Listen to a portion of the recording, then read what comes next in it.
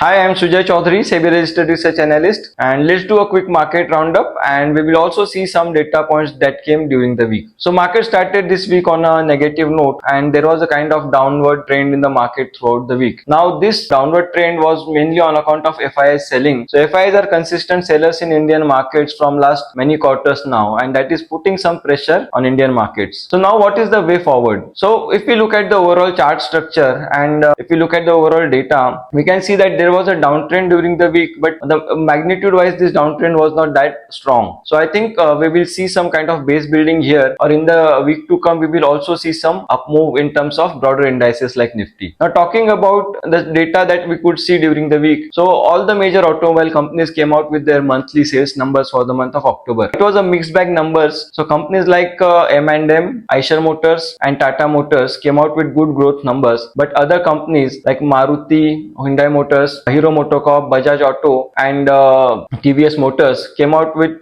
subdued growth numbers. So these companies shown some growth, but I'm calling it muted because this growth is coming on the back of GST rationalization done by the government, and because of this GST rationalization I was expecting better numbers from these companies. Now it will be interesting to see if the data that we have seen during the month is muted just on account of some inventory correction in the month of October, or even going ahead we will continue to see some demand led pressure on the sales of these companies. So I hope you find this data useful. Thanks for watching. We are SEBI registered entity. Please read the disclaimer in the video description. Stock market is risky. We don't guarantee any kind of profits.